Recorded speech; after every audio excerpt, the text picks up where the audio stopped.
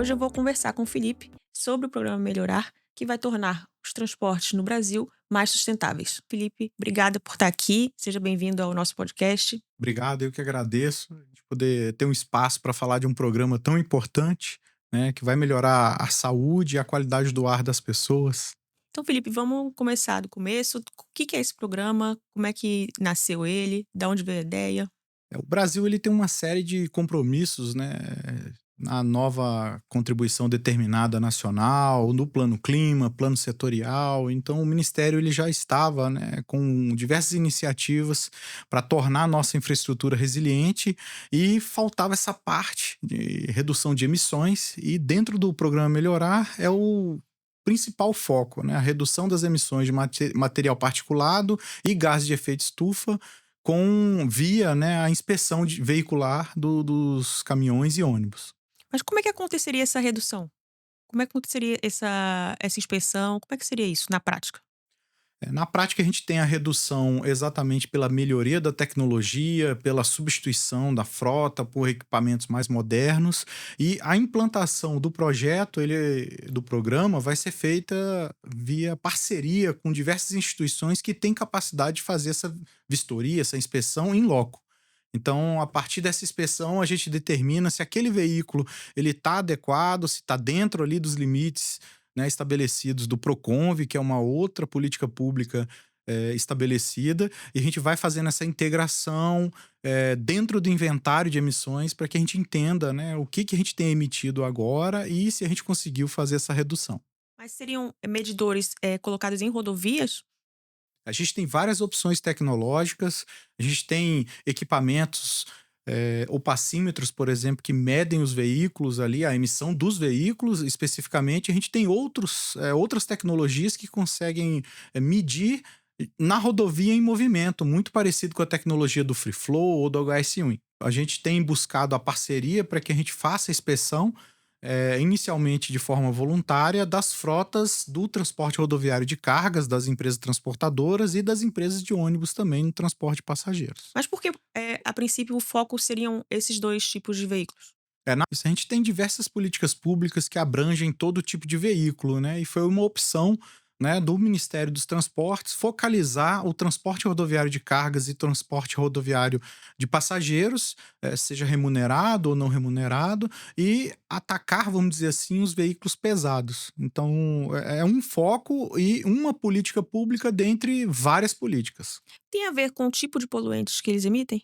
Também tem a ver, né, mas os veículos leves também, né, emitem bastante, e a gente tem políticas públicas específicas de inspeção para esses veículos e foi designada a infra para tomar conta aí dentro do planejamento, considerando o PNL que a infra faz e a inserção de diversos indicadores, né, de sustentabilidade ou de defesa do meio ambiente dentro do PNL e acrescentando essa questão da redução das emissões aí do transporte de cargas e passageiros.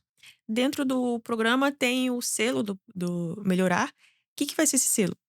O selo a gente tem buscado estudar, né, e colocar vários critérios ESG, e aí aproveitando que a gente alinha o programa Melhorar ao o projeto da ANTT, o ESG Cargas, para que na verdade a gente reconheça as empresas que já fazem um transporte mais sustentável, né? Muitas vezes a gente pode acreditar que isso começou com o programa Melhorar, só que as empresas já têm feito a renovação de frota, já usam o Arla 32, que é um aditivo, já fazem uma série de levantamentos e de controle para redução de emissões e adoção de protocolos internacionais e relatórios também para diminuir a emissão como um todo.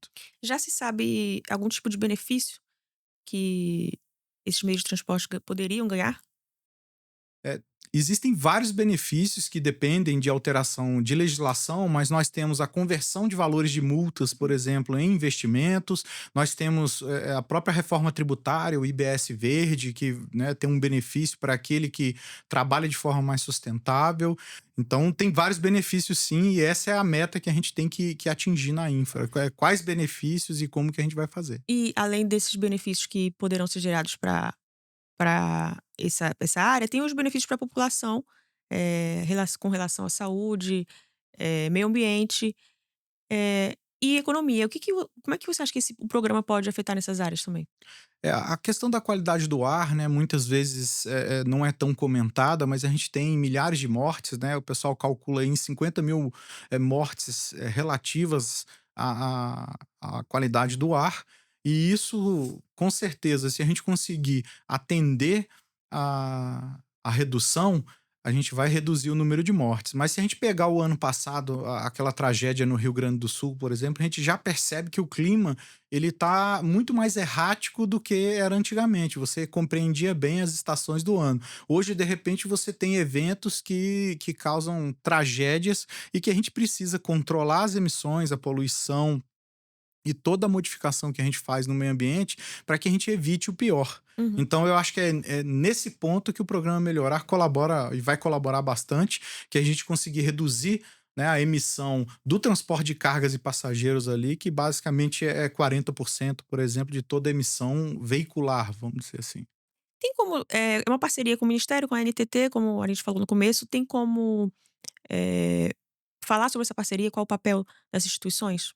Com certeza. O Ministério dos Transportes é o coordenador do programa, ele que dá as diretrizes, as orientações. Mensalmente a gente tem pontos de controle, né, com eles para apresentar a evolução, né? A gente recentemente publicou a nossa portaria, então a gente tem internalizado o trabalho necessário para articular com as nossas áreas. Aí entra o papel da infra, que é de implantar, de articular, de testar com pilotos, por exemplo, né, que é o caso do termo de execução descentralizada com a Universidade Federal do Ceará, né, na medição da qualidade do ar de Brasília para Goiânia. E o papel da NTT é fundamental porque é ela que regulamenta esses dois assuntos. Então, o transporte rodoviário de cargas, né, tem leis, tem resoluções, e as resoluções são da NTT.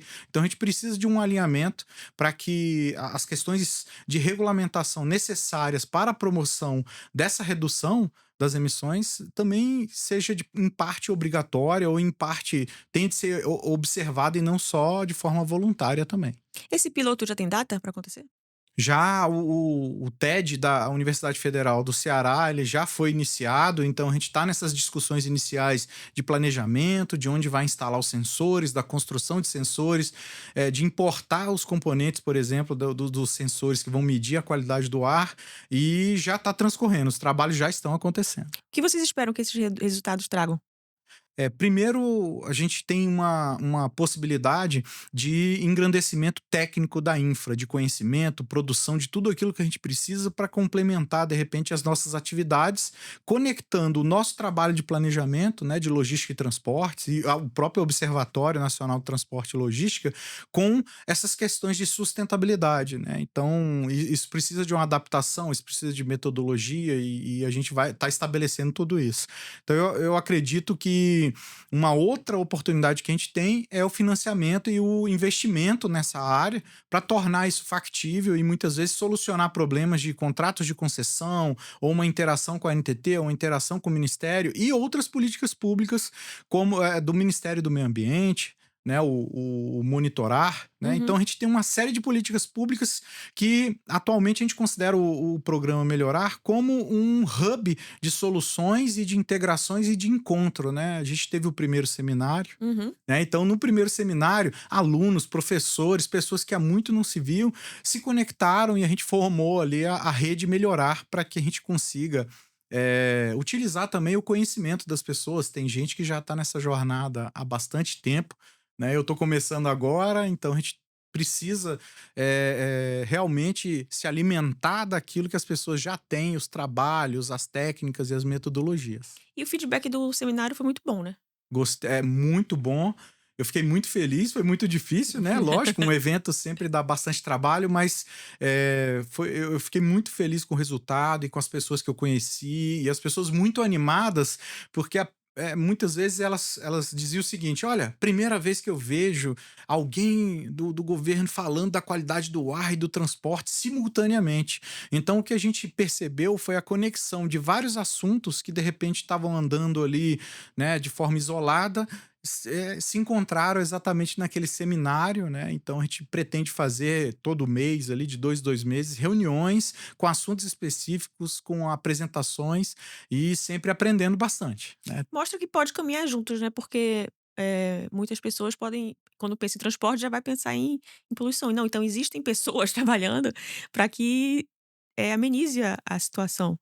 É inevitável que a gente pense o seguinte: o transporte, ele muitas vezes a gente pensa que é só veículo, mas na verdade o transporte de cargas abastece o Brasil. Então a gente tem uma movimentação muito bacana no Brasil, que realmente você tem uma melhoria do transporte ferroviário, você tem uma melhoria do hidroviário, você tem o rodoviário e fica uma sensação que eles estão competindo entre si. Mas o Brasil ele vai crescer e crescendo ele precisa de todo o transporte necessário. A pergunta que fica é: tem uma forma melhor da gente transportar? Tem. Então, quando a gente pensa que, olha, tem as tecnologias, né, desde do euro, né, inicial até o Euro 6, por exemplo, você consegue transportar emitindo menos, com combustível de qualidade, né, utilizando o Arla 32, que diminui bastante a emissão. Então, você tem formas de realizar o transporte de forma sustentável. Uhum. Né? Então não é só, vamos colocar de qualquer jeito, andar de qualquer jeito. Não, há um planejamento, e isso é importante porque a gente precisa fazer de uma forma que não aumente o custo do Brasil também, né? Então, assim, você tem vários pontos para serem estudados, né? E você conseguir aglutinar, agregar tudo isso de uma forma que melhore, né, a saúde das pessoas, a qualidade do ar e melhore o transporte e a logística do Brasil, né? Felipe, você citou há pouco o observatório, da Infra, o Observatório Nacional de Transporte e Logística. Como é que é o papel dele também nesse programa? É o observatório, né, dá aqui parabéns para a equipe, né, para a Lilian principalmente, 10 anos, e para a Infra, né, 3 anos de Infra e 10 anos de observatório. A gente tem, assim, o planejamento baseado em evidências, né, para que seja o mais próximo da realidade e a gente consiga realmente solucionar os gargalos. Ele precisa de informações confiáveis. Né? E o observatório ele é um referencial de dados, de informações, aquelas guias, aqueles dashboards, aqueles mapas, né, fantásticos que estão lá. Isso ajuda as pessoas a entenderem o Brasil, o investidor que quer enxergar se aquilo corresponde à realidade ou como que ele consegue confirmar, ou um banco, ou mesmo uma empresa que quer enxergar uma oportunidade, se quer construir uma ferrovia ou não, se vale a pena. Então os dados estão lá, né? Então a gente enxerga que essa transparência é fundamental para a sociedade, é fundamental para quem quer estudar e investir no Brasil, né? Então, futuramente, quando estiver rodando, a gente vai lá poder acompanhar no observatório as métricas. Exatamente. A ideia é, a própria portaria traz, né, diretamente a citação do observatório dizendo que as divulgações do programa Melhorar serão feitas lá e os dados têm que estar disponíveis para que os professores ou quem vai estudar, e a transparência necessária nesse assunto, né, que é uma preocupação nossa. A sustentabilidade ela tem que ser demonstrada e quem quiser checar que tem as informações para checar. Então o observatório tem esse papel central de divulgar, né? Essa é a nossa opção, divulgar via observatório. E quais são os próximos passos, Felipe? Eu sei que ele foi lançado agora. Foi lançado agora. Os próximos passos é exatamente a gente conseguir os parceiros para operacionalizar a medição. Né? A gente tem o protocolos de intenção, a gente tem acordos de cooperação técnica para que a gente tenha os parceiros e a gente consiga fazer essa medição, né, das emissões, utilizando técnicas conhecidas, né? Você tem bons exemplos, como é a CNT com o Despoluir, como é a CETESB, que tem também um programa de medição, e tem outras instituições que estão acostumadas. Uhum. E outras ideias, aí entra a NTT também, lógico, com a regulamentação, para que a gente de repente insira tudo isso no certificado de segurança veicular, por exemplo, se torne uma rotina. Porque muitas vezes a gente acredita que os empresários ou as transportadoras não querem, mas eles já têm, de repente, uma frota super nova com idade média de 2 anos. Então, esse transportador, ele quer o reconhecimento, porque ele já está fazendo a sua parte. Eu acredito que cabe a gente também facilitar, né, o exercício, o reconhecimento e dar os incentivos necessários. Teve algum país que foi referência para vocês, É, para montar o programa? sim, a gente tem várias práticas muito interessantes no próprio Estados Unidos, né, com o EPA. Você tem na Europa também situações bem rígidas, e a gente tem alguns países menores com metas muito mais rígidas do que as nossas. Só que assim, não são do tamanho do Brasil e não têm a complexidade, até mesmo o número de modelos de veículos que o Brasil tem, Uhum. né? A nossa realidade é bem particular, né? O próprio sistema de transporte de passageiros nosso é um dos maiores do mundo e mais complexo que tem, né? Em relação, se você comparar, porque os países usam trens para se locomover, por exemplo. Então, assim, tem muitas boas referências, seja Estados Unidos, a União Europeia ou a China mesmo, que a gente utilizou para entender as soluções. E o que acontece?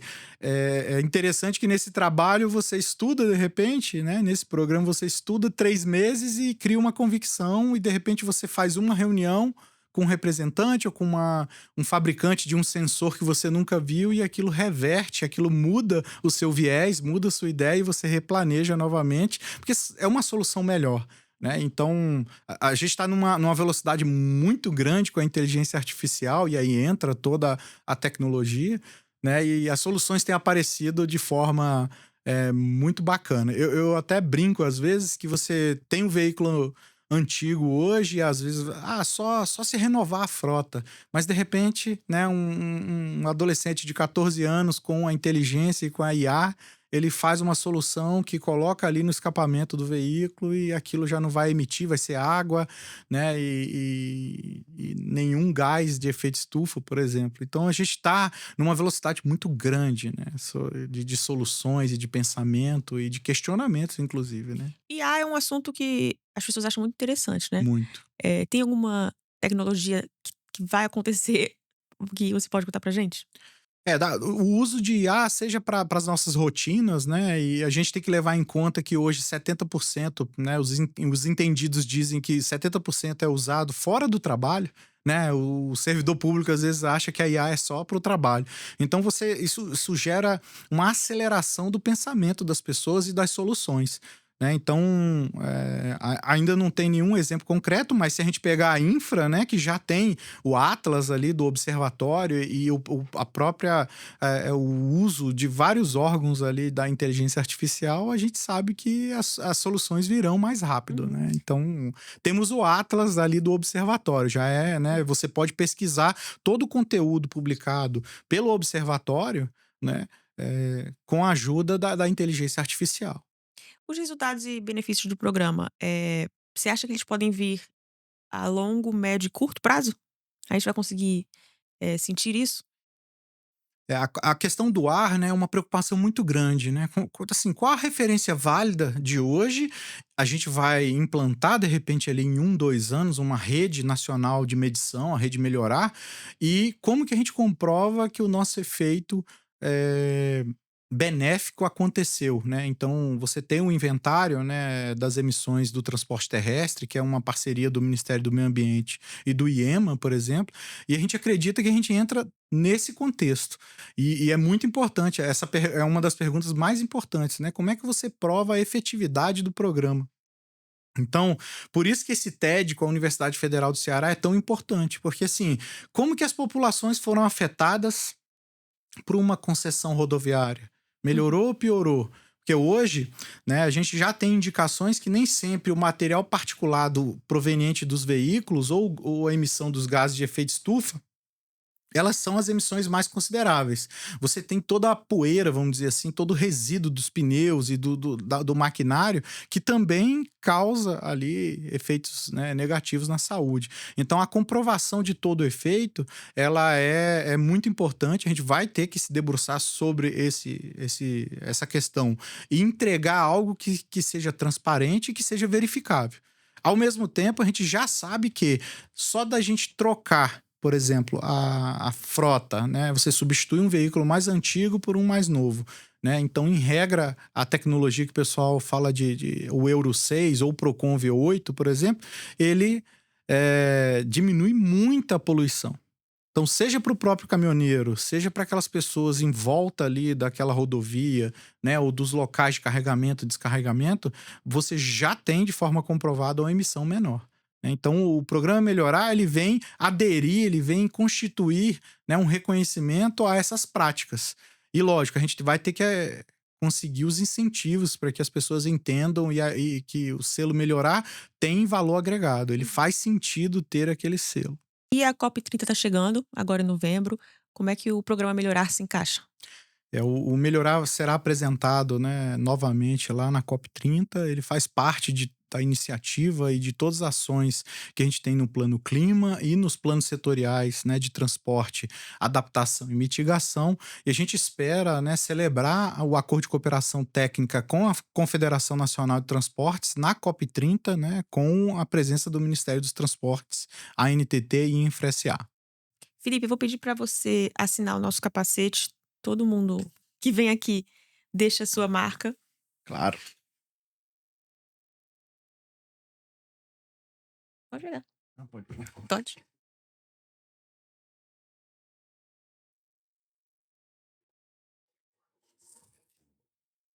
Queria agradecer a sua presença. Espero que as pessoas tenham ficado mais esclarecidas sobre o assunto. O seminário foi muito bom. Quem ainda tá disponível no YouTube da Infra, quem quiser conferir lá. E obrigado pela presença, foi muito legal a sua participação. Eu que agradeço e assim, a gente tem que compreender, né, que a gente fala de frota, fala de medição e tudo, mas na verdade cada um tem o seu papel dentro da sua rotina, né? O pessoal fala da pegada de carbono, então a gente entender que a gente tem um papel individual e um papel coletivo também, e que todo mundo pode realmente fazer a sua parte, né? E se quiserem entrar em contato com a gente, né, a gente está à disposição lá na Diretoria de Mercado e Inovação para que a gente faça o debate e a gente compreenda também. Eu acho que uma coisa importante para deixar, e a gente falou bastante no seminário, foi a escuta das pessoas, né? Não fazer algo ali de cima para baixo e achar que tem a solução, mas a gente escutar, entender e fazer essa participação ao máximo aí da sociedade, né, dos transportadores principalmente, para que a gente faça um programa sair do papel de forma que faça sentido para as pessoas, né, para os brasileiros. Obrigada, Felipe. Espero que você tenha gostado e até o próximo episódio. Tchau.